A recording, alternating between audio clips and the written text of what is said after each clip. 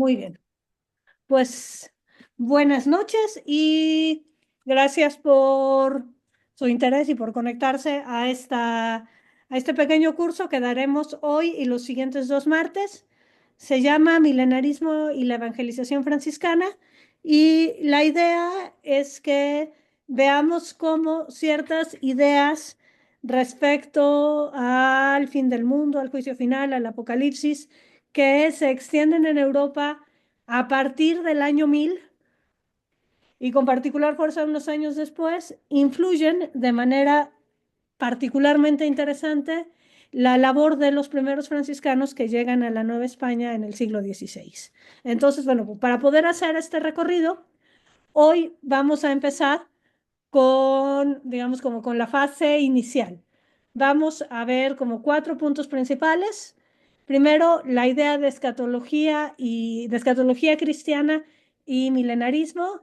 Veremos después la figura de Joaquín de Fiore, que es fundamental para el milenarismo del que estaremos hablando.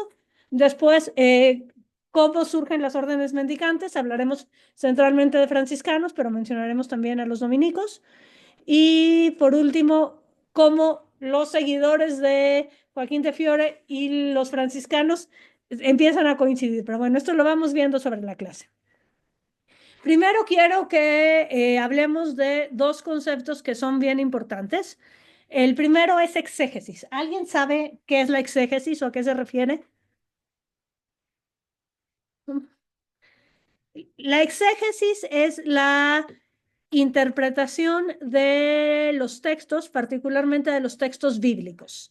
Entonces es toda una discusión en torno, o toda una disciplina en torno a la interpretación de los textos y a de qué manera se deben interpretar. Un texto bíblico se puede interpretar de manera literal, como si fuera un texto de historia o una revelación directa. Se puede interpretar de manera analógica o metafórica. Se puede interpretar como un mensaje que está detrás y que se tiene que descubrir a través justamente de este proceso de interpretación.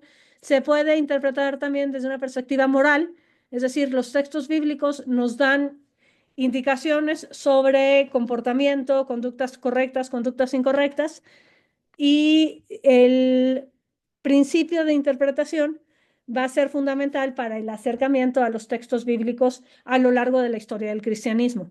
Sobre todo si pensamos que el ejercicio intelectual, porque no es ciencia todavía, sino el trabajo de creación intelectual que se da en la Edad Media europea, que es de la que estamos hablando en este momento, es siempre a partir de las autoridades. Las autoridades, es decir, los textos existentes, centralmente las Sagradas Escrituras, es decir, la Biblia, tanto Antiguo como Nuevo Testamento, están también como autoridad fundamental los padres de la Iglesia y algunos filósofos y pensadores de la antigüedad clásica. Y en este contexto, el esfuerzo intelectual en gran parte de la Edad Media no es nunca visto como una creación original. Es decir, quien hace ciencia o quien investiga, lo vemos como alguien que está creando, investigando cosas nuevas, añadiendo al conocimiento existente. En la Edad Media, el trabajo de conocimiento siempre es a partir de lo existente, como ver una nueva interpretación a lo existente o relacionar lo existente con otros, o sea, a las Sagradas Escrituras con San Agustín o al Apocalipsis con el pensamiento de Plotino, es decir, siempre partiendo de lo dicho por alguien. ¿Verdad? En el imaginario no está esta idea de eh, cosas como modernidad, innovación, aportación, originalidad, que para nosotros son valores fundamentales, en la Edad Media no son valores importantes. Lo importante es justamente de qué manera se hace hablar a los textos existentes.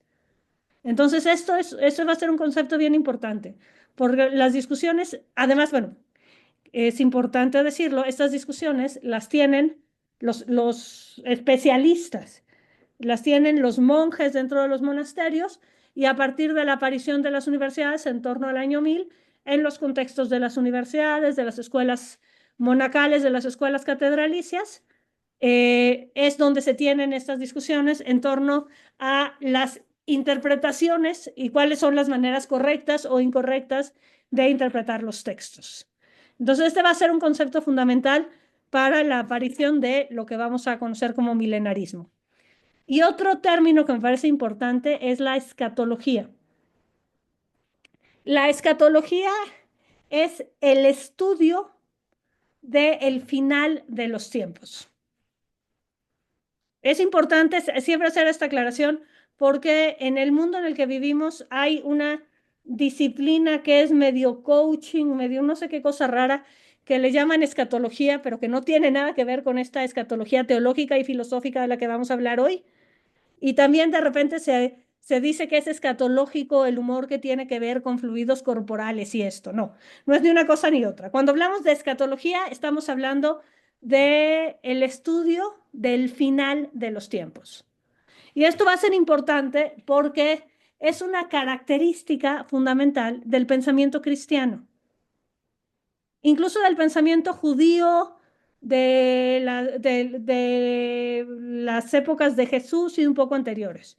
Es decir, los judíos esperan la venida de un Mesías que los liberará de la opresión romana y este Mesías marcará el cambio a una nueva época.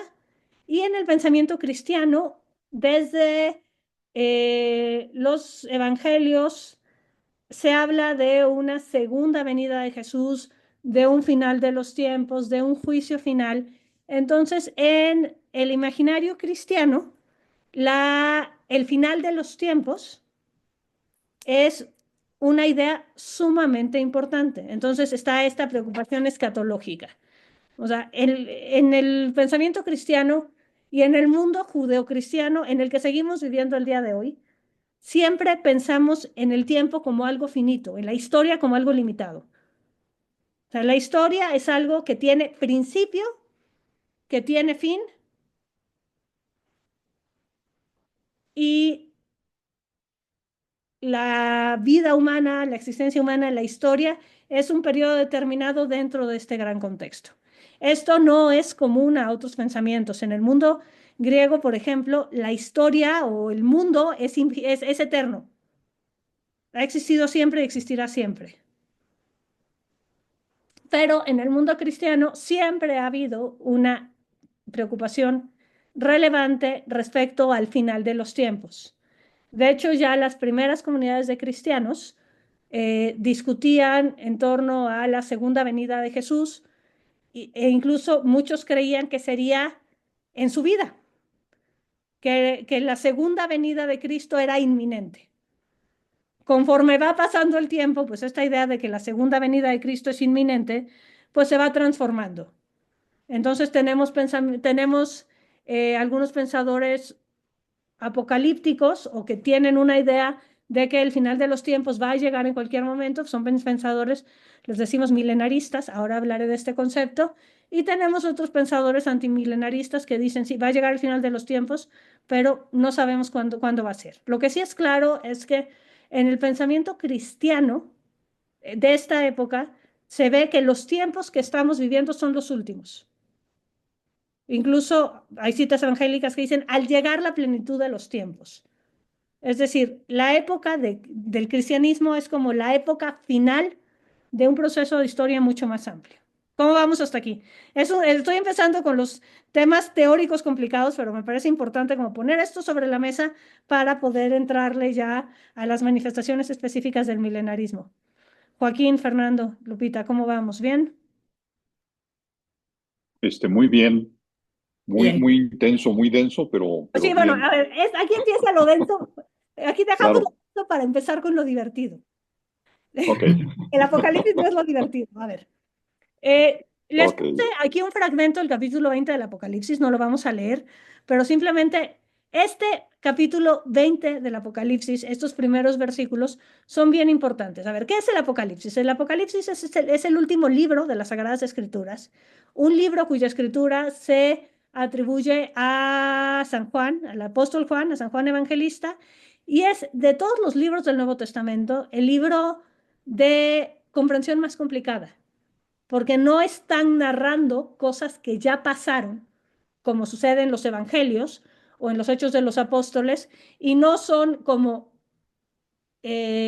exhortaciones concretas a la vida cristiana, al seguimiento del mensaje, o discusiones en torno a cómo se debe o no vivir este cristianismo en los primeros años, que son las epístolas, sino tenemos este libro peculiar al final de la Biblia, que es un libro que tiene un carácter absolutamente distinto, profético, metafórico, que habla claramente de un final de los tiempos. Y este capítulo 20 es muy importante porque habla continuamente, si leen así rápidamente, de 1000 años. El versículo 2 acaba diciendo lo encadena por 1000 años. El versículo 3 se cumplieron los 1000 años. El versículo 4 acaba diciendo y reinaron con Cristo durante 1000 años. El versículo 5, el cumplimiento de estos 1000 años, reinarán 1000 años. Y cuando se cumplan esos 1000 años, entonces ven, están repitiendo 1000 años, 1000 años, 1000 años, 1000 años. Entonces esta idea de los 1000 años se va a volver bien importante en el pensamiento cristiano para discutir sobre cuándo es el final de los tiempos. Y cuando digo el pensamiento cristiano es todo el pensamiento que había en Europa occidental alrededor del siglo XI, excepto en las escuelas judías que había en algunas zonas de Europa y lo que está pasando en Al-Ándalus, en la península ibérica árabe, que es musulmana, que es una lógica completamente distinta y que también tiene un trabajo intelectual importantísimo. Pero bueno, esta idea de 1000 años, 1000 años, 1000 años, 1000 años. Si vives en el siglo II, en el año 300 y pico, pues los 1000 años, ahí está llegando, está entrando alguien, los 1000 años pues son una cosa lejana. Pero ¿qué pasa cuando se acerca el año 1000? Entonces, aquí quiero hacer primero una aclaración importante. Estas discusiones y esta idea de que el año 1000 en Europa la gente estaba histérica porque no sabía si se iba a acabar el mundo, no es así. O sea, ¿quiénes sabían que vivían en el año 1000? Pues los ilustrados, los educados, porque muchas veces ni siquiera los reyes. O sea, el tiempo se medía en los años del reino. O sea, estamos en el séptimo año del reino de Fernando. No, no decían estamos en 978. En 978 era una fecha erudita. O en algunos lados incluso seguían contando el tiempo como lo hacían los romanos desde la fundación de Roma. Entonces, pues todavía el calendario occidental que tenemos ahora no estaba plenamente establecido, plenamente aterrizado, pero sí en los sectores ilustrados, en los sectores intelectuales, sí había este conteo del tiempo, esta ordenación del tiempo, a partir de la fecha que se fija como del nacimiento de Cristo. Entonces, en estos sectores sí hay conciencia de que se está acercando el año 1000 de la época de Cristo. Entonces, sí, ya vimos este capítulo 4, este capítulo 20 del Apocalipsis, habla de la importancia de estos 1000 años. ¿Qué va a pasar en este año 1000? Este año 1000 representa la resurrección de los muertos o representa el principio de los 1000 años de reinado de la bestia o representa la llegada del anticristo. Hay, no hay pánicos colectivos, no está la gente histérica corriendo por las calles, pero sí hay una preocupación en algunos sectores respecto a de qué manera esta fecha que se ha marcado tan importante desde el Apocalipsis va a marcar un cambio en el mundo. Sí es claro que a ver, este año 1000 es un cambio de época, pero la idea es que, ¿qué época acaba? ¿Acaba la época de Cristo o empieza la época de Cristo? O sea, porque lo que es muy claro es que hay citas en el Apocalipsis que hablan de que el final de los tiempos llegará hasta que el Evangelio llegue a todos los rincones de la tierra. Entonces, si el Evangelio no ha llegado a todos los rincones de la tierra, o sea, es claro que por ahí están los mongoles y los tártaros que no son cristianos y ya llegaron estos musulmanes, estos árabes raros y estos bereberes invadieron la España visigoda, tampoco son cristianos. Entonces, ¿qué va a pasar en este año 1000? Hoy sabemos que en este año 1000 básicamente no pasa nada. No pasa nada extraordinario, pasa lo que hubiera pasado en el 999 y en el 1001. Pero esta preocupación en torno a un final inminente se queda en algunos sectores de la población y se empiezan a buscar distintas señales que hablen de qué es lo que viene, viene el final de los tiempos, no viene el final de los tiempos, qué debemos esperar. Entonces les puse aquí algunas ilustraciones de los comentarios a los evangelios que se hacen en el norte ibérico, en lo que ya es el reino independiente de Asturias, en el norte de la península ibérica, particularmente en torno al monasterio de Santo Toribio de Liébana, que hay una tradición bien interesante de comentarios a Apocalipsis ilustrados. El primero es de un monje del monasterio de Liébana que se llamaba Beato de Liébana. Y son unos textos preciosos con unas ilustraciones muy bonitas. Pero bueno, entonces tenemos esta preocupación en torno al final de los tiempos y cuáles son las señales que deben esperar, de qué manera los hombres pueden o no pueden prepararse o qué hacer en este mundo para preparar la segunda venida de Cristo. Entonces, están estos temas del juicio final, estos temas de las grandes señales, la llegada del anticristo, ideas que van a ser muy importantes, como les decía, la llegada del evangelio a todos los hombres, también empieza a ser cada vez más importante. Esto no está evidentemente en el Apocalipsis, pero se empieza a interpretar en el Apocalipsis como una señal importante al final de los tiempos, por ejemplo, la conversión de los judíos. Entonces, ¿de qué manera va a llegar el final del mundo si los judíos no se convierten? Pasa el tiempo y los judíos siguen siendo judíos. Entonces, hay toda una preocupación en torno a este tema de la conversión, de la llegada del mensaje del cristianismo a todo el mundo.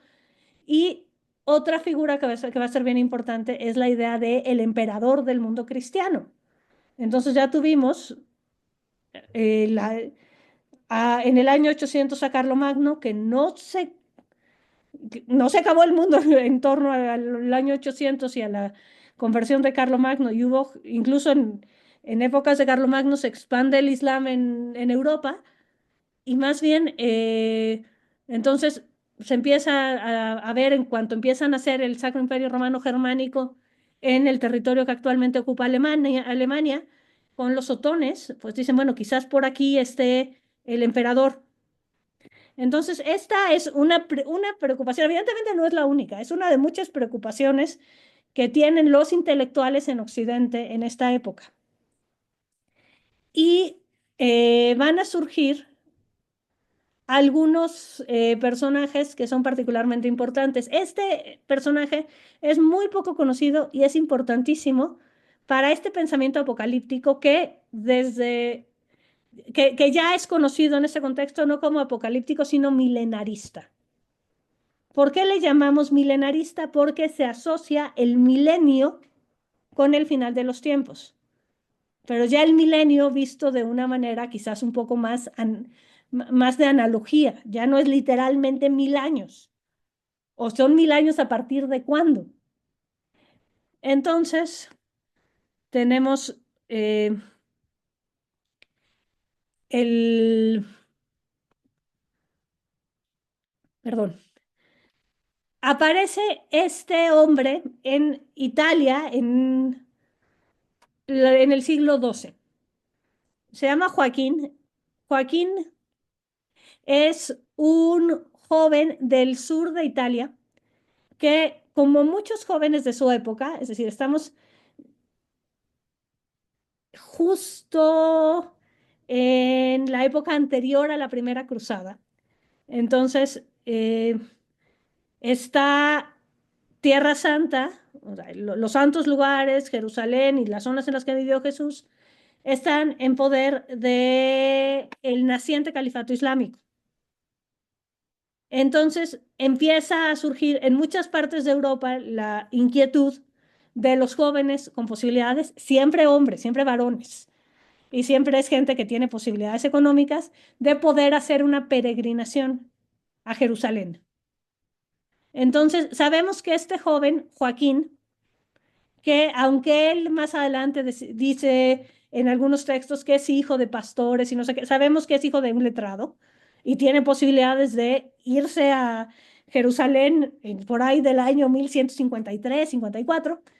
Visita a Joaquín de Fiore Tierra Santa, bueno, todavía no es de Fiore, visita a Joaquín Tierra Santa y estando en Jerusalén empieza a recibir lo que él describe como una serie de revelaciones, de experiencias místicas. Es claro que Joaquín sufre una profunda conversión, entonces regresa a Italia, abandona el mundo, abandona la carrera que estaba empezando con su papá y se va a vivir al bosque, se vuelve ermitaño y pasa el tiempo en oración, haciendo penitencia, escribiendo, leyendo las Sagradas Escrituras. Y a partir de esto va a empezar Joaquín a elaborar una serie de textos respecto a una interpretación específica que él hace sobre algunas ideas importantes del cristianismo. Va a ser particularmente importante para él la idea de la Trinidad y la idea escatológica, la idea de qué manera entender la historia. Con el paso del tiempo, Joaquín entra a un monasterio cisterciense. Joaquín es un poquito anterior a San Francisco y un poquito anterior a Santo Domingo. Sabemos que San Francisco y Santo Domingo son contemporáneos, ahora lo veremos si no lo sabemos.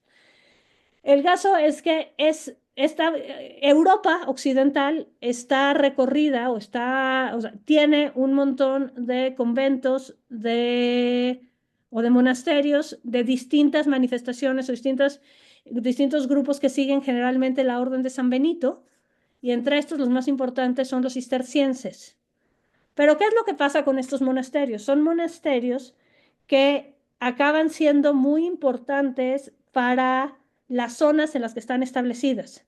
Entonces, para un rey, para un conde, para un duque, para un príncipe, tener un monasterio cisterciense en su territorio le da mucho prestigio.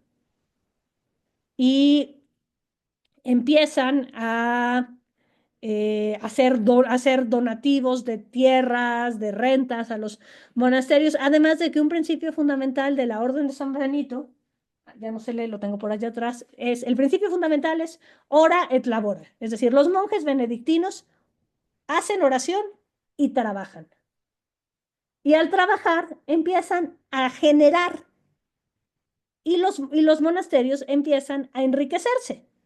Entonces, con el paso del tiempo, este espacio en el que se supone que son lugares a los que van los hombres para renunciar a las riquezas del mundo y dedicarse a alabar a Dios, son espacios ricos.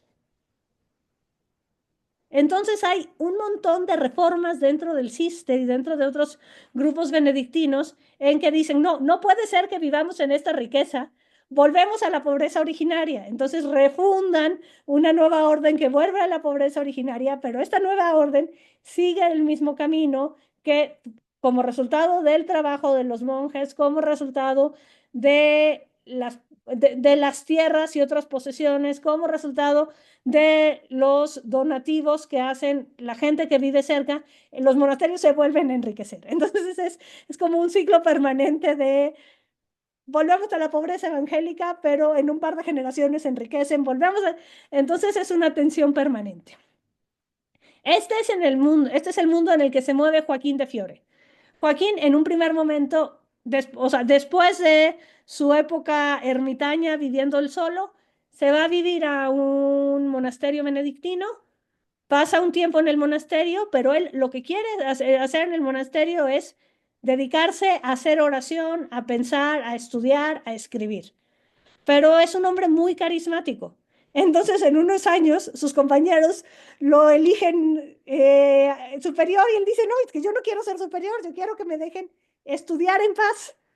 Pero bueno, lo acepta como un resultado de la voluntad de Dios, ejerce como superior, pero eventualmente pide autorización al Papa de dejar este monasterio y fundar uno nuevo en la ciudad, en un pueblo italiano que se llama Fiore, donde se vivirá más pobremente y él se puede dedicar ya no a administrar cosas, porque tener un cargo de prior o de superior en uno de estos monasterios que se han enriquecido, pues supone un montón de responsabilidades económicas e incluso políticas.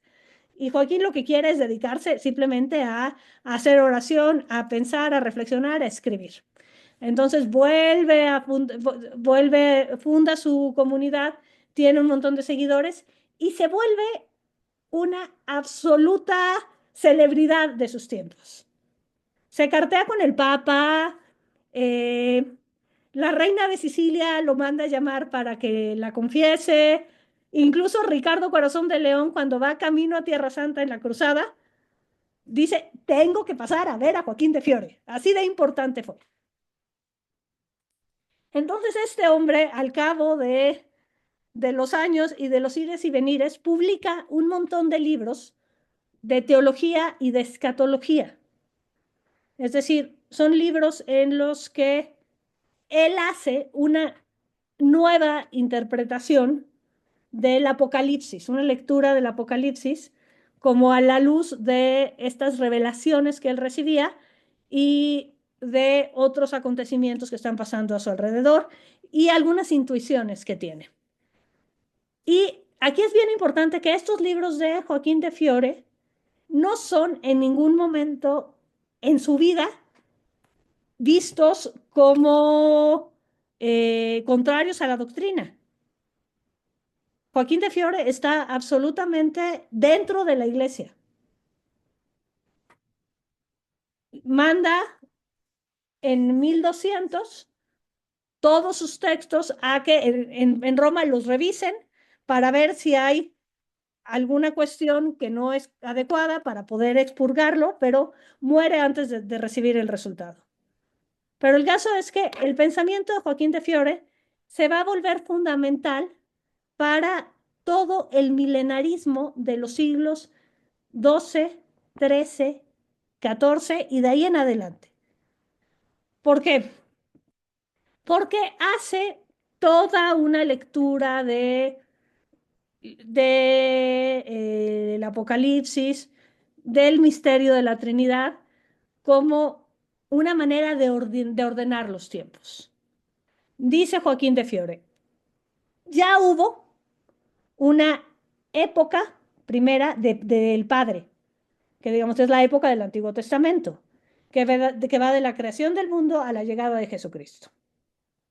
Después ya hubo una época del Hijo, que es la época del Nuevo Testamento, la época de los Evangelios, que va de la llegada del Hijo y pasa el mismo número de generaciones.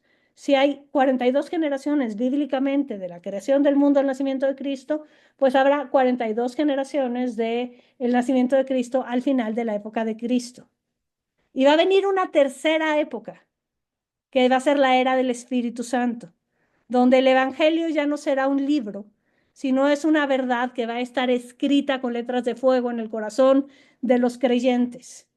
Y es una época en la que la iglesia ya no va a estar regida desde Roma y desde el Papa, sino va a ser una época en la que la iglesia va a estar regida por frailes, por religiosos. Es una cosa absolutamente fascinante. Y está este hombre diciendo estas cosas en Italia en el siglo XIII, el siglo XII, perdón, ni siquiera en el siglo XIII. Y todo mundo lo lee, bueno, todo mundo, insisto, si digo todo mundo es quien sabe leer, quien tiene acceso a los textos, quien tiene suficiente conocimiento para entenderlos, porque son textos bastante complejos, pero Joaquín de Fiore se va a volver fundamental por todas estas ideas de si el Padre, el Hijo, el Espíritu Santo, la ordenación de los tiempos, la plenitud de los tiempos, la conversión de los infieles, un montón de ideas que van siendo bien importantes. Entonces, hasta aquí vamos a dejar un momentito en pausa a Joaquín de Fiore porque durante la vida de Joaquín de Fiore, en los últimos años de la vida de Joaquín de Fiore, van a nacer dos personajes que van a ser fundamentales para la Iglesia Católica y van a ser fundamentales más adelante para la evangelización de la Nueva España.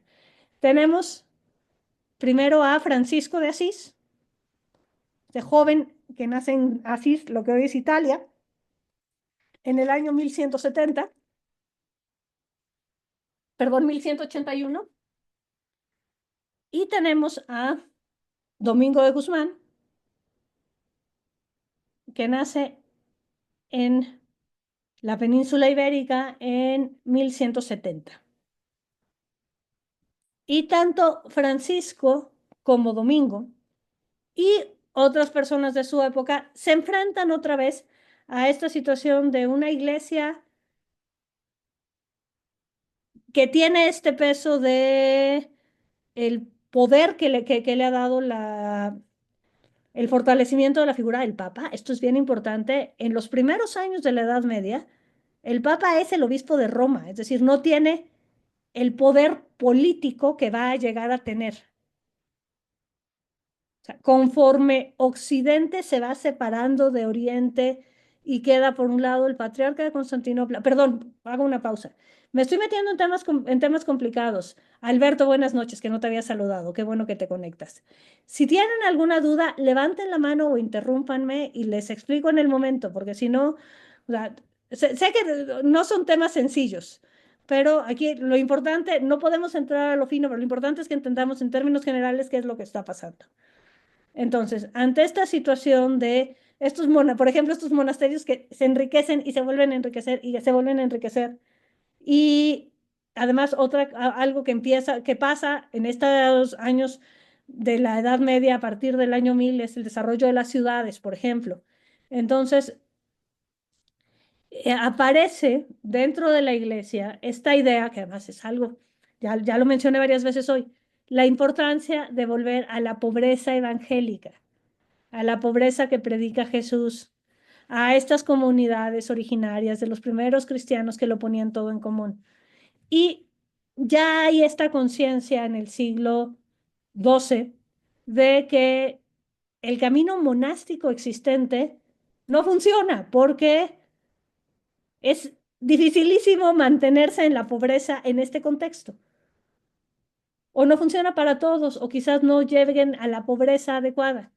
Entonces aparecen lo que conocemos como las órdenes mendicantes. Las órdenes mendicantes son órdenes que no van a poder tener posesiones propias. O sea, un monasterio no puede ser el dueño de las 800 hectáreas de alrededor. No pueden tener gran riqueza acumulada. De hecho, un principio fundamental de las órdenes mendicantes es que tienen que vivir de la caridad de la gente. O sea, no pueden tener una acumulación propia, sino siempre tienen que depender de lo que les den los demás.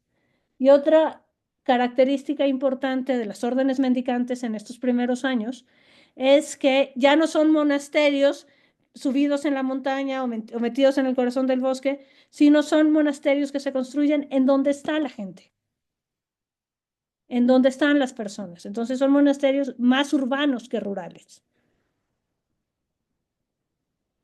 donde está la gente en el contexto franciscano para servirlos, para vivir cerca de los pobres, en el contexto dominico para predicarles, para acercarlos de una manera más adecuada al mensaje de Jesús. Entonces, estos dos personajes no son las únicas órdenes mendicantes. Tenemos a franciscanos, tenemos a dominicos, tenemos también a agustinos, tenemos también a carmelitas y más adelante aparecerán mercedarios, juaninos, etcétera, otras órdenes. Pero sí suponen una transformación del concepto de vida religiosa dentro de la iglesia, porque son, es gente que no se encierra en el monasterio y vive encerrada en el monasterio, sino es gente que sale al mundo y es gente que vive de una manera mucho más profunda la pobreza evangélica. A ver, tanto con dominicos como con franciscanos, como con agustinos, va a volver a pasar en menor medida esto que pasaba con benedictinos y cistercienses continuamente.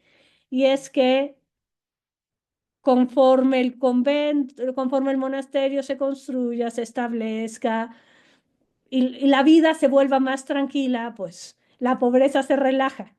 Entonces, siempre hay dentro de estas órdenes movimientos que buscan volver a esta pobreza originaria. Y estos movimientos van a ser permanentes, o sea, los hay. Si tanto franciscanos como dominicos se fundan en los primeros años del siglo XIII, pues ya en el siglo XIII empieza a haber estas reformas de regreso a la pobreza originaria. Entonces, esta aparición de las órdenes mendicantes ajusta perfectamente con estas ideas milenaristas de Joaquín de Fiore. Este anuncio de una nueva época en la que la iglesia ya no será la jerarquía, sino serán los monjes pobres, que vivan el evangelio no como está en el libro, sino como lo tienen escrito en el corazón. Y además está la idea, no directamente en los escritos de Joaquín de Fiore, porque esto es importante. Joaquín de Fiore escribe un montón, pero después, pero crea escuela. Entonces, en torno a Joaquín de Fiore hay toda una escuela, todo un movimiento joaquinista que lo siguen, que lo estudian, que lo reinterpretan, que lo analizan, que escriben nuevos textos, nuevas interpretaciones. Y dentro de estos grupos joaquinistas hay grupos o hay sectores que cada vez están más lejos de la ortodoxia y de la ortodoxia de la ortodoxia de Joaquín y de la ortodoxia de la iglesia. Entonces sí, ya empieza a haber unas interpretaciones en estos grupos joaquinistas y además empiezan a aparecer un montón de textos que son pseudo joaquinistas, es decir, son textos que se escriben después que se atribuyen a Joaquín. Entonces en estos textos se habla de la llegada de un nuevo Mesías que será quien funde esta nueva iglesia de la época del Espíritu Santo, que es una iglesia que está fundamentada en la pobreza, que está fundamentada en la predicación del Evangelio y que está fundamentada en la vida religiosa, ya no en la jerarquía de la iglesia secular, del obispo, de los cardenales, de los papas, sino en la vida de los monjes. Y que además la tendencia es que cada vez más miembros de la iglesia van a ser monjes o monjas, hasta que se llegue a una iglesia de puros monjes y puras monjas. Y esto va a ser el final de los tiempos, por lógica absoluta. Porque si todos los cristianos, o sea, si toda la humanidad es cristiana y todos los cristianos son monjes o monjas, ya no hay niños. Entonces ese es el final de los tiempos.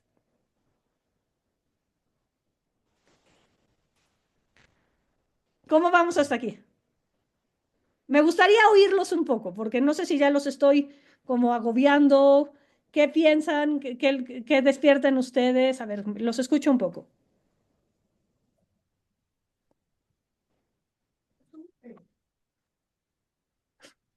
Cuando hablas de esa parte de la pobreza, evangélica, ahí yo me confundo porque, bueno, tuve oportunidad de conocer a Asís y no tiene nada de pobreza. Sí, sí, a ver, lo que pasa es Entonces, que a lo mejor para mí la pobreza es que no hay riqueza o que vives en una austeridad total. a ver, Entonces, la pobreza evangélica es apegarte a los textos bíblicos y punto. es vivir, a ver, como dice el Evangelio, de no te preocupes por lo que has de comer y no te preocupes por lo que has de beber. Si Dios ve por por las aves y por las flores, ¿cómo no verá por ti que eres su hijo? Y la enseñanza, es que esta era la enseñanza radical de Francisco de Asís. Vivimos en una época en que Francisco de Asís ha sido un poco, digamos, domesticado durante 800 años. Ujú. Entonces vemos a un Francisco de Asís como más tranquilito, medio hippie, pero es absolutamente radical en el sentido de no tienes nada, no tienes guardado para comer mañana. Si quieres comer mañana, sales y pides. Y lo que te den lo compartes con los pobres. Y los franciscanos originales iban descalzos. Sea, realmente descalzos. Se ponían, o sea, sus hábitos eran con la tela más burda, sin tratar, sin pintar, y si está además parchada y rota, ese es el principio, pero como bien dices, Joaquín, o sea, ¿qué pasa? A ver, ahora, Gabriela y Alberto, en un momento les doy la palabra. ¿Qué pasa? Que con el paso del tiempo se va relajando y en torno a la figura de San Francisco se empieza a hacer un culto que tiene que ver con enormes templos, con obras de arte asombrosas, Sí, sí. pero incluso o sea, Francisco y sus seguidores originales vivían afuera de Asís en casuchas cayéndose. Pero sí, a ver, pero esta pobreza es radical y no es fácil de seguir, Sí, supongo. Y menos en estos tiempos. y menos en estos, a ver, siempre será difícil, pero, Bueno, siempre. Ok. pero a ver, Gabriela, ¿levantaste la mano? Sí, pero si quieres darle la palabra primero a Alberto y a Alberto, Lupita. ok, Alberto, te escucho.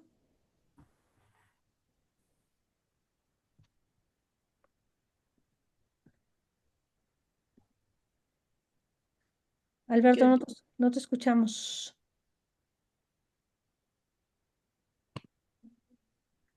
No sé si, o si quieras escribirnos por el chat. Estamos aquí pendientes. O si quieres a Lupita. Ok, a ver, Lupita, te escucho. A ver, yo lo transporto. Bueno, Francisco era también un personaje acomodado, ¿no? O sea, sí era renunciar así como a todo, a comodidad y demás y todo. Pero yo lo pongo justo en estos tiempos también, lo que platicábamos hoy en la mañana, ¿no? O sea, a lo mejor no es que están cristianizados los jóvenes, pero están decidiendo no tomar, no tener hijitos, ¿no? O sea, estamos así como llegando a este final de los tiempos. mm, Muchos están regresando a esta época hippie, o no sé si sea hippie, pero renunciando a todo, bien material y demás y todo. Jóvenes que están repitiendo justo lo de Francisco o lo de Joaquín en sus vidas. Y lo digo por experiencia de alguien que conozco, de un joven de 30 años que conozco que decidió, yo dejo toda esta comodidad y me voy a caminar con los migrantes o me voy al Paso del Darién y así, o sea, así como él, muchos, igual en todo el mundo. Entonces es como lo actualizo y estamos justo en esta como repitiendo otra vez, ¿no? Otra vez, sí, justo, es que hoy en la mañana, Lupita y yo, que nos vimos y hablábamos justamente de que parece que estamos viviendo el final de los Ujú. tiempos, pero esta idea de que parece que estamos viviendo el final de los tiempos es algo muy del pensamiento judeocristiano y Sí, que ha estado presente en Occidente desde que murió Cristo. sí, Pero sí, a ver, en esta época en la que, o sea, a ver, o ya se acabó el mundo y no nos hemos enterado, o yo ya no entiendo nada. Entonces, por eso mejor hablamos de un místico iluminado del siglo XII, porque si nos ponemos a hablar de lo que está pasando el día de hoy con nuestros Es deprimente. políticos nos sentamos a llorar. Pero En- yo nada más quería apuntar que en su momento las órdenes mendicantes fueron efectivamente una revolución dentro de la iglesia, salir de los monasterios, no solo esta pobreza profundamente radical, sino ir a enfrentar a los enemigos de la fe donde estaban. Específicamente Santo Domingo combatía a las herejías, entonces era ir a buscar a los herejes en los pueblos y predicar en los pueblos, que era la gente que podía caer en manos de los herejes por falta de preparación, por una deficiente evangelización. O sea, la novedad del pensamiento de Domingo de Guzmán fue: los voy a ir a buscar donde están, en los pueblos, en las calles, en los caminos. Por eso eran mendicantes, pues porque no te puedes llevar tu biblioteca, tus libros. O sea, entonces vivían de lo que les daba la gente. Era un ejercicio de humildad, literal, de humildad. Pues si me dan un pescado, lo comparto con el perro y me voy caminando y sigo hablando. Es el mismo tipo de movimiento que hizo Francisco, ir a buscar a la gente a donde estaba, en los campos donde araba, comer lo que ellos comían. Eso fue lo novedoso de sus movimientos dentro de la iglesia, que era en oposición a lo que se vivía en los monasterios, que sí, hacían unos manuscritos preciosos y hacían unas elucubraciones divinas, pero no salían de ahí. Y este mismo espíritu, nada más te voy a pisar tantito para adelante, se refleja un poco en la evangelización de Nueva España. Van a ver cómo. Entonces, ya. Sí, sí, a ver, el propio Francisco se va a ver al sultán en la cruzada. Dice, a ver, en lugar de estar batallando, voy a ir yo a predicarle a ver si lo puedo convertir. Entonces, no lo convierte, pero le cae bien. Entonces, es una cuestión absolutamente novedosa, esta idea de que vamos a predicar, vamos a vivir como vivía Cristo, vamos a vivir de acuerdo a las bienaventuranzas y evidentemente este contexto es, a ver, perdón, antes de seguir, Fernando, creo que le habías levantado la mano, ¿no? Sí, Sí, a ver, ¿se oye? seguir, sí, ¿Me oye? perfectamente. Oye, mira, entonces, si entendí bien, entonces la pobreza es el fin y el propósito de la vida. Oye, lograr esa pobreza franciscana o evangélica o como se pueda entender. A ver, es que yo más que fin la veo como un medio. Solo por medio de la pobreza se puede alcanzar la imitación de Cristo. O sea, el fin de todo cristiano es la salvación, es el reino de Dios, pero la pobreza es un medio importante, que no es para todos, es una decisión. Pero aquí la idea es, si vamos a optar por la pobreza, que sea en serio. Oye, pero aquí hay una situación un poco confusa. ¿Es medio o es fin? Tú me Es, dices que es medio, es medio, es medio. La pero pues pobreza, si todos vamos a llegar a ser pobres, sí, sí, sí, pero a es ver, el fin. todos vamos a Pues, ser pobres para que la riqueza no nos distraiga de la construcción del reino de Dios. Te liberas de las cadenas terrenales para al final Vivir la vida llegar espiritual. a la salvación, encontrarte con Cristo, salvar tu alma. pero eso es el propósito general para todos y Claro, todo para el todo el cristianismo está tiempo. encaminado en Todo la vida cristiano más tira allá. esto, sí. O sea, ese es el objetivo, teóricamente es el objetivo final. ¿Está bien? Mi mamá está dando clases junto conmigo desde allá abajo. Bien, Rose. Y a Entonces, ver, yo quisiera nada más hacer una última reflexión rápida, a ver, porque pareciera que el final de los tiempos es algo terrible, pero el final de los tiempos tendría que llegar a un inicio nuevo, es que ¿o no? esto es O sea, importantísimo, Joaquín, y qué bueno que lo dices. En el siglo XXI vemos el final de los tiempos como una catástrofe, como un cataclismo, como el final del mundo en el que vivimos y bien que mal estamos cómodos. En un contexto de la Europa occidental del siglo XII o en un contexto de Asia Menor en el siglo II, el final de los tiempos es lo deseado. O sea, queremos que se acabe este mundo de tribulaciones, de dolores, de pruebas, de tentaciones del demonio y que vivamos la plenitud de los tiempos, que es el reinado de Cristo. Entonces, o sea, esto es bien importante. O sea, todos estos pensadores escatológicos, todos estos pensadores milenaristas, ven el final de los tiempos como algo bueno y deseable, Ok. que es algo que no coincidimos con nosotros.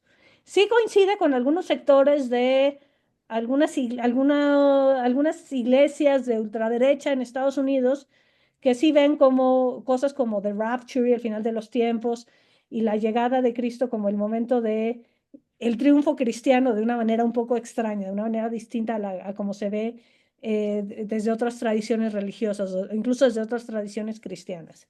Pero esta búsqueda del final de los tiempos es positiva. O sea, es lo que queremos, que llegue estos 1000 años del reino de los justos. Esta vida, este cielo nuevo y esta tierra nueva, donde no haya muerte, donde no haya enfermedad, donde no haya mal, donde no haya hambre. Ok. Entonces, sí, gracias Joaquín, porque se los iba a decir y se me pasó. Es realmente importante, o sea, esta idea de que, o sea, porque yo a veces digo, estoy apocalíptica y ya creo que se está acabando el mundo, pero lo veo mal, o sea, que se acabe el mundo no me gusta. Siempre me ha dado un poco de miedo que se acabe el mundo. Sí, claro. Además, yo siempre he sido un poquito apocalíptica, entonces siempre desde chiquita digo, se va a acabar el mundo y qué feo y van a pasar cosas horribles, pero bueno, esa soy yo y mis loqueras. Pero bueno, en general, en la cultura en la que vivimos, el final del mundo, el final de los tiempos no es algo bueno ni deseable para nuestros valores. O sea, Es sí, más bien el final de los tiempos como los conocemos. pero a ver, entonces podemos ver, o sea, ya a veces dices, bueno, pero ya los tiempos en los que vivimos ya están muy gastados y muy feos, Muy, mejor, Es como el chiste de mejor a que estas vengan unos alturas nuevos. es como el chiste de estas alturas que lleguen los extraterrestres es una salvación, es para salvar, que lleguen y nos salven. Que lleguen y nos lleven a todos a otro lado donde las cosas no Ya, o sea, están es un complicadas. poco esa sensación de agobio, guerra, hambre, peste. Sí, Y sí, dices, pensamos ya más, que más nos en salven, digo, son los aliens, en ese momento era el fin de los tiempos. sí, sí, pensamos más en los jinetes del apocalipsis como el hambre, la peste, o sea, como una cosa tremenda y no como en el cumplimiento de las promesas de Dios o de las promesas de Cristo a su pueblo. O sea, es una tradición distinta. Pero bueno, Era entonces, una promesa. ok, Alberto se había desconectado y se volvió a conectar. Alberto, no sé si habías levantado la mano, no sé si quieres decir algo antes de que retomemos la explicación de hoy.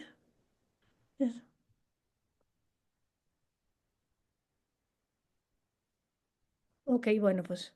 Oye, Sí, nada más una cosa, dime, Fer. Rosalena. Entonces, deberíamos de entender que el fin de los tiempos es positivo en cuanto a que supone una renovación, o sea, algunos nuevos tiempos. A ver, podemos, desde esa perspectiva de que es el inicio de unos tiempos nuevos y desde la perspectiva cristiana es la resurrección de los muertos, es la época de el cielo nuevo, la tierra nueva, el reinado de Dios, la derrota del demonio, etcétera.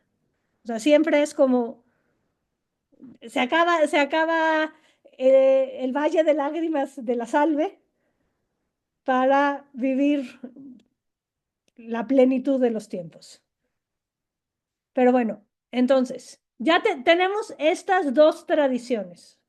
En la Italia, concretamente, porque son tanto Joaquín como Francisco son italianos. Entonces tenemos en esta Italia del siglo XII, en la que coincide todo este movimiento joaquinista y este movimiento franciscano que, de acuerdo con las profecías o con las revelaciones de Joaquín de Flor y de sus seguidores, o sea, esta nueva iglesia, esta nueva época del Espíritu Santo, con una iglesia de religiosos que viven cerca de la gente, va a crecer rapidísimo. y el mensaje de Francisco y las comunidades franciscanas se expanden rapidísimo. Y en bien poco tiempo hay franciscanos por toda Europa, por toda Asia Menor. Hay franciscanos yéndose a buscar a los mongoles y a buscar a los tártaros, como hay dominicos también recorriendo el mundo y predicando y sacando a la gente de sus errores de las herejías. Entonces esto se ve como una confirmación de las profecías joaquinitas. Entonces llegamos a un momento bien interesante cuando en el siglo XIII se da en todo un grupo reformista franciscano, porque sí les dije, bien pronto va a haber reformistas franciscanos que quieran dejar ese asís de las grandes basílicas para volver a la pobreza radical, en que se empiece a ver a la figura de Francisco como este nuevo Mesías y a la expansión de los franciscanos como una constatación de la llegada de esta tercera iglesia.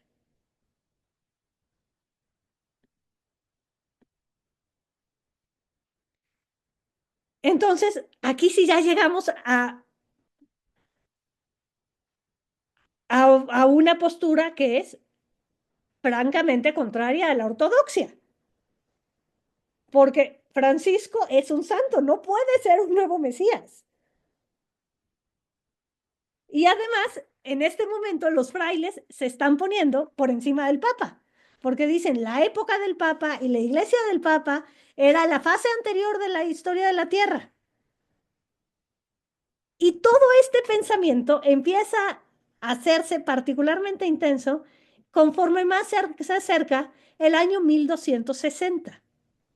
Y el año 1260 es bien importante porque de acuerdo con las interpretaciones de Joaquín de Fiore y de sus seguidores, las 42 generaciones de la época de Cristo terminan en 1260.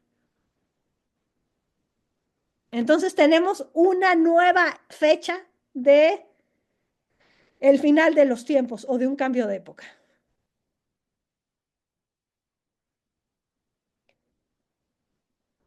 El principal de estos pensadores franciscanos es un italiano que se llamaba Gerardo de Borgosa Donino, que a este pobre sí lo mandan a llamar, lo condenan por hereje y pasa el resto de su vida encerrado en una cárcel.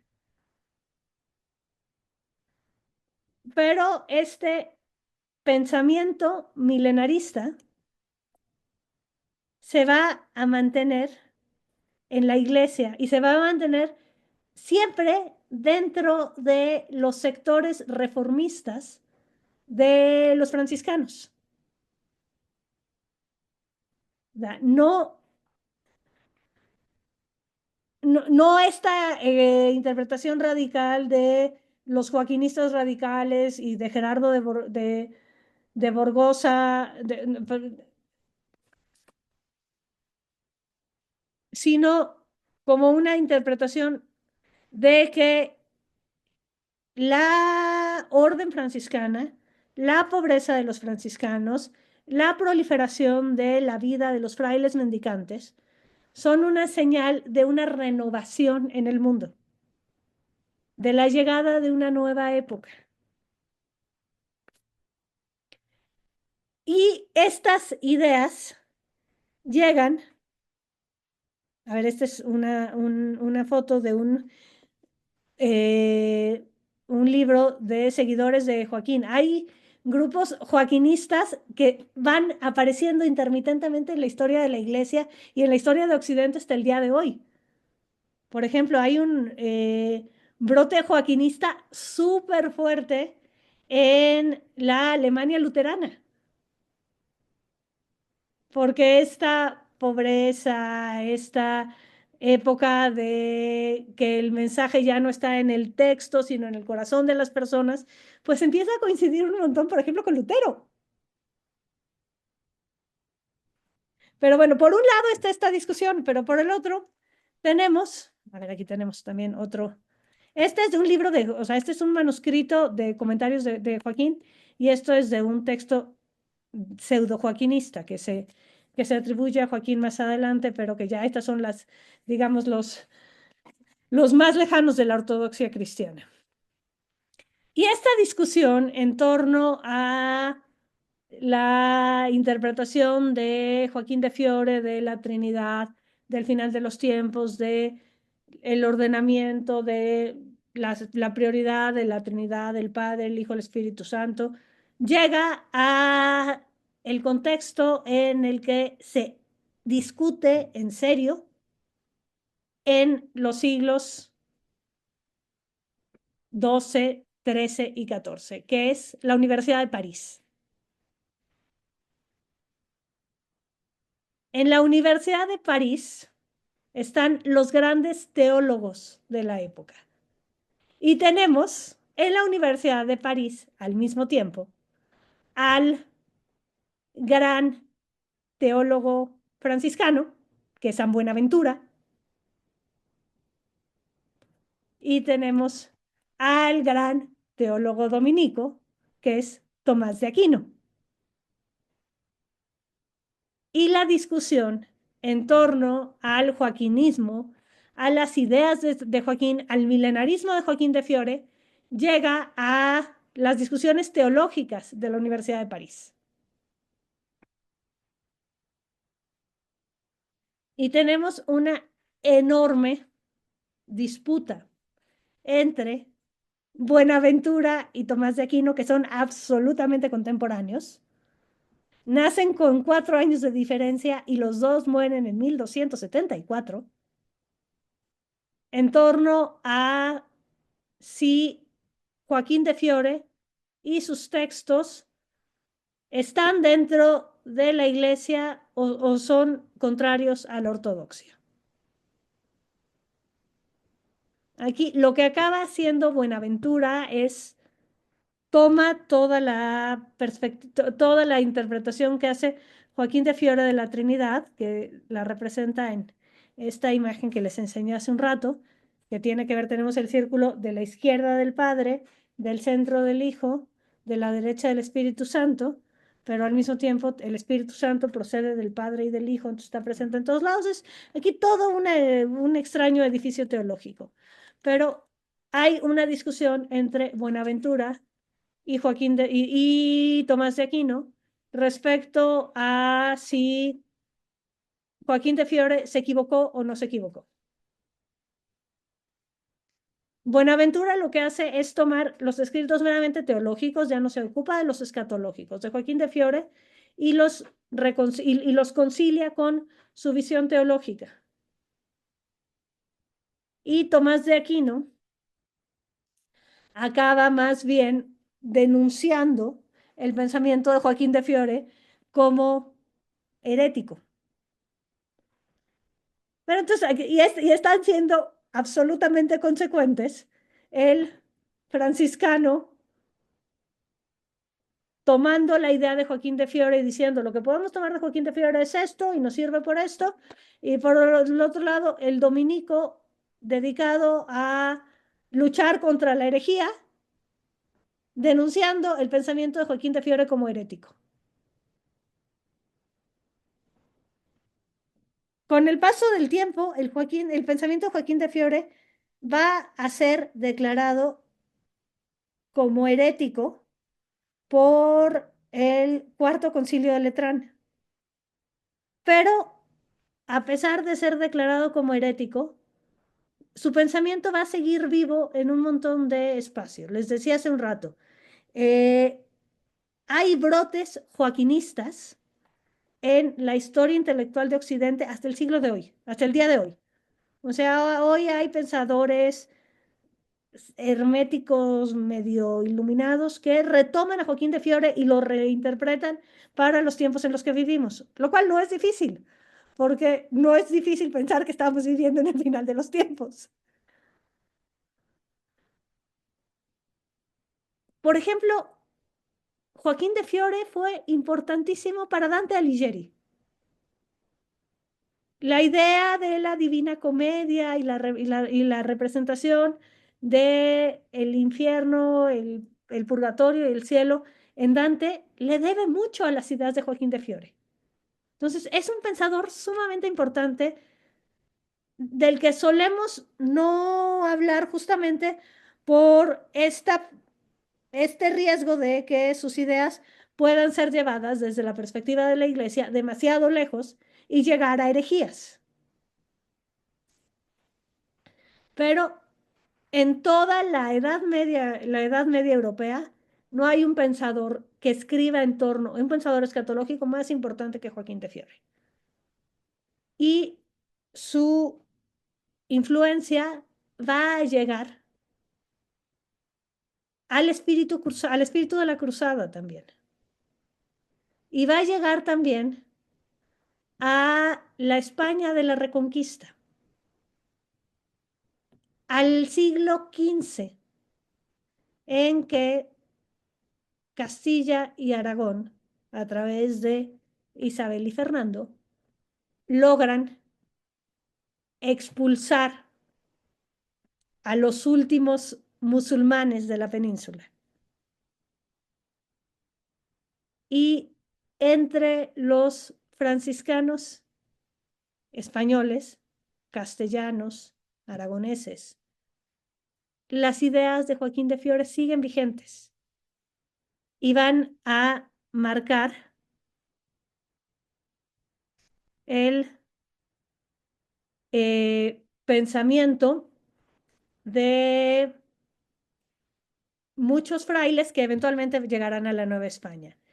Joaquín de Fiore en, en algunos espacios tuvo fama de santidad, se le atribuían milagros. Incluso se empezó su causa de beatificación, pero justamente por los riesgos de su pensamiento, no llega a ser llevado a los altares como si fue llevado a los altares Francisco, Domingo o los propios Buenaventura y Tomás de Aquino. Sí, Gabriela, te escucho.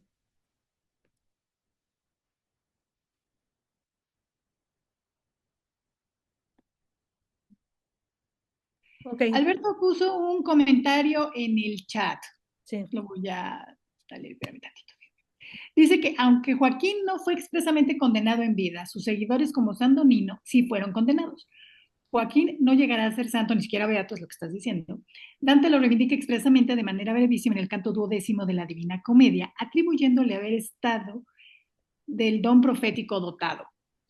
Hasta aquí la participación de Alberto. Muchas gracias, Alberto. Tienes toda la razón. Justamente esto es de lo que, a lo que quería llegar y con lo que quería cerrar hoy. La idea de esta Edad Media, este pensamiento escatológico en el que Joaquín de Fiore ocupa un lugar importantísimo, que si no llega a ser declarado santo, es justamente por lo peligroso de su pensamiento.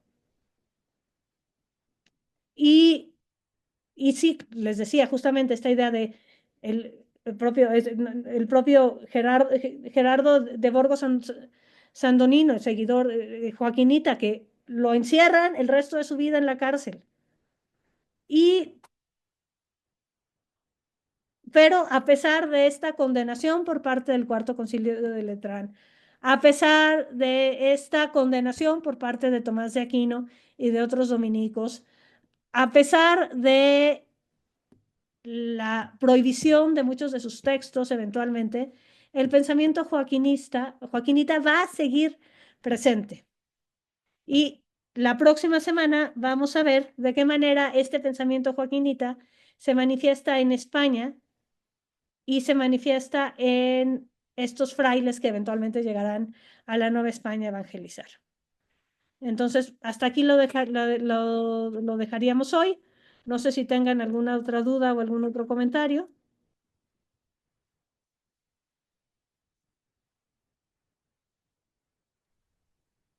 Roya, la fecha Mencionaste se nada más perdón, No. Habla, Joaquín. gracias. Mencionaste por ahí nada más la fecha de esos 1000 años. ¿Cuál fue la fecha que mencionaste? 1260. No son 1000 años, son Ok, 42 generaciones. ok, gracias. De nada. ¿Sí, Lupita? Dos cosas. A ver, ¿una generación se considera cuántos años? ¿O en cuántos años A ver, consideran? aquí es bien importante que no es una interpretación directa. Ok, Joaquín de Fiore hace lo que, o sea, mucho de lo que hace Joaquín de Fiore y los joaquinistas se parece mucho a la cábala. ajá, Tiene que ver incluso con tomar letra por letra y darle valor a cada letra y sumar, restar. O sea, no es una cuestión lineal. O sea, y siempre esta idea de las Sagradas Escrituras, en este caso concreto, el Apocalipsis, el libro de la Revelación, tiene muchos mensajes que el iniciado, el que conoce la clave, o en el caso de Joaquín de Fiore, el que reciba la revelación, porque Joaquín de Fiore es místico, o sea, él habla que recibe esta revelación divina que lo lleva a empezar este esfuerzo intelectual de una interpretación nueva. ok. Ujú. Entonces, digo, su pensamiento es fascinante y nos podríamos echar un clavado enorme, Y pero no quiero, o sea, bueno, es por lo como que muy me denso. dice, igual en este estudio de la cábala, que no necesariamente tiene que ser basado en el pensamiento joaquinita, pero sí, ¿no? O sea, sigue habiendo, su pensamiento de alguna forma sigue estando. Claro. Entonces, estas corrientes así de, no sé, de pensamientos alternos. Sí, sí, a ver, concretamente, 1260 entre 42 son 30 años. Ok. O sea, entonces, cada generación son 30 años. Pero ¿qué llevó a Joaquín de Fiore a decir son 30 años que van a acabar en 1260? En este momento la historia humana, bueno, como ya habíamos visto que estaba encaminada a la salvación, al fin del mundo, se leía en clave alegórica, o sea, las fechas, los números tenían siempre significados místicos atrás. Hasta muy recientemente esa fue la interpretación de la historia, o sea, nuestra interpretación contemporánea de la historia dura, de los datos, de lo que sí fue, de lo comprobable, es de antier. O sea, antes de eso toda la historia se leía en esta clave mística, o sea, o sea, no es casual que hayan llegado 12 franciscanos, los años, que 144, que 33, que 12, que 100,000, eran unidades simbólicas cargadas de misticismo. O sea, no eran números, o sea, 30, o sea, pues por el número 3, ¿por qué no 25? ¿Por qué no 28? Había una motivación simbólica, mística, mítica atrás, tanto en las fechas, tanto en las acciones. Siempre estaban repitiendo algo, la caída de Jerusalén, siempre todos los actos humanos eran un doble de otro acto previo. Entonces pues, los números no tenían nada, pues, una generación cuanto, es un número místico, es un número mágico, místico, musical. Gracias, Gaby. Sí, sí, justamente o sea, es esta idea de que los textos y no solo los textos, la historia, el tiempo, se puede interpretar de esta manera literal, de esta manera gramatical, pero también de una manera metafórica, simbólica, analógica. Y todas las interpretaciones son válidas. Y se pueden interpretar de manera moral y se pueden interpretar, son estos principios de la exégesis que están presentes hasta el día de hoy.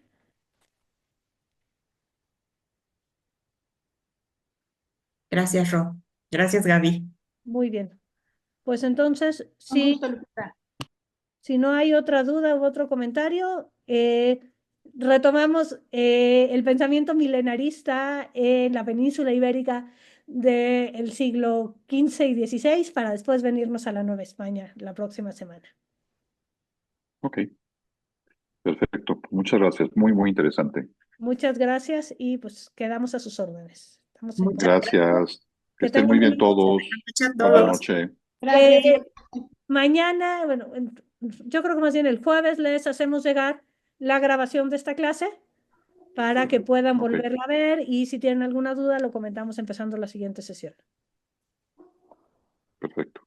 Ok, muchas gracias. Muy bien. Gracias. Que estén muy Gracias a bien. ustedes. Buenas noches. Gracias. Nos vemos. Adiós. Nos vemos. Adiós. Bye. Dice mi mamá que buenas noches. Abrazo, Igualmente. Rose. Abrazo. Gracias. Hasta mañana, Ro. Bye, hasta mañana.